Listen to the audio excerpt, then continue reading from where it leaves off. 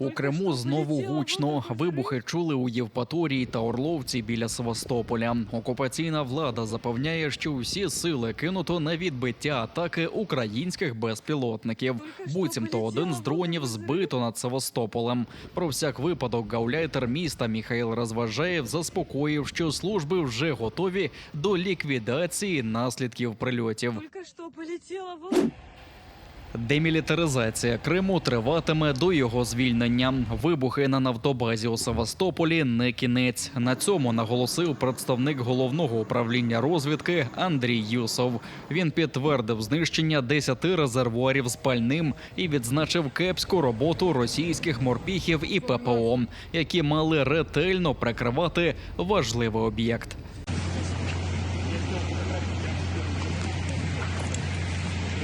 Пожежу вдалося приборкати впродовж дня, але паніку аж ніяк. Традиційно кожна троща російських військових об'єктів спричиняє втечу щурів і руйнує російський міф про неприступність окупованого півострова. І дійсно серед навіть військового контингенту, який перебуває в тимчасово окупованому Криму, зараз шириться практика оформлення відпусток під будь-яким приводом для того, щоб як мінімум вивести сім'ї, як максимум повирішувати свої питання службові і перевестися туди, де спокійніше. Після вибухів і пожежі у Севастополі на черзі так званий Кримський міст, вважають партизани з руху АТЕШ. Вони збирають будь-яку інформацію про незаконну переправу між окупованим Кримом і Росією. Ба більше, заступник голови Меджлісу Ахтем Чийгоз розповів, що жителі півострова діляться координатами бази у Феодосії з пальним для російської армії. Прильоти по ворожих об'єктах надихають наших співвітчизників, а зрадників змушують задуматися. А настрій колаборантів, який показує реальну картину, вони там в співбесідах між собою, ми знаємо про ці акценти, скажімо, як вони вибирають для себе, де їм жити на Росії, але це їм не допоможе, ми всіх достанемо. Кілометрові затори на незаконно зведеному мосту з Керчі до Росії – це правильна реакція, вважають в Головному управлінні розвідки. Військові та українська влада наполегливо радять зайдам забратися якнайшвидше.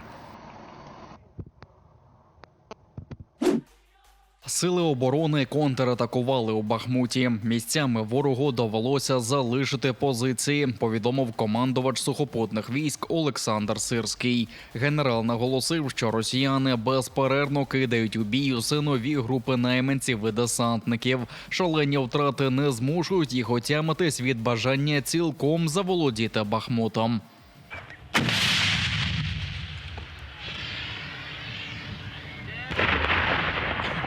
На підступах до Бахмута загарбників зустрічають українські прикордонники. Відстань до ворожих позицій лише кількасот метрів. У чистім полі найманцям не сховатися.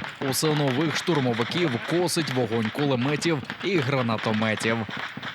Бігають, як миші. Бігають по полю і все. Вони не знають, що робити їм. Ми тут з усіх позицій накладаємо їм потрошки.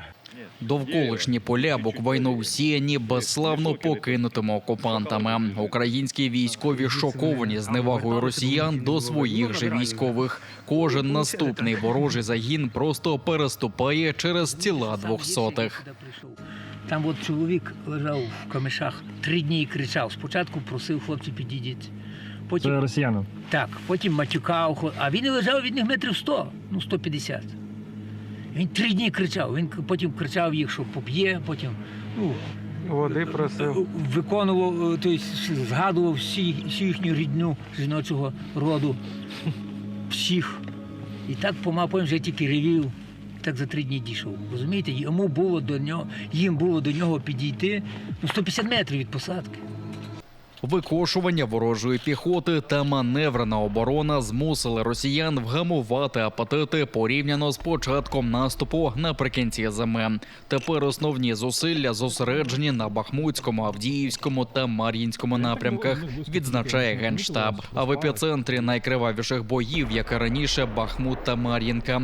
Лише за попередню добу там відбито близько 4 десятків російських атак.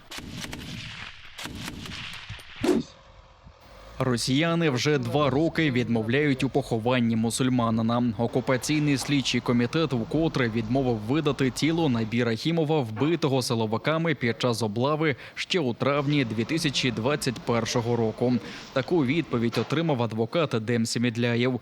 Він просив видати тіло Рахімова для поховання відповідно до канонів ісламу, який сповідував загиблий. Окупанти ж заявили, що Рахімов буцімто був терористом, і тому його тіло можна не видавати та навіть засекретити місце його поховання. Где тело находится, захоронили они его или нет, нам, к сожалению, пока неизвестно. Мы ждем ответа от Следственного комитета. Надеюсь, что все-таки тело выдадут для того, чтобы можно было нормально человека захоронить, убитого человека захоронить по всем канонам ислама.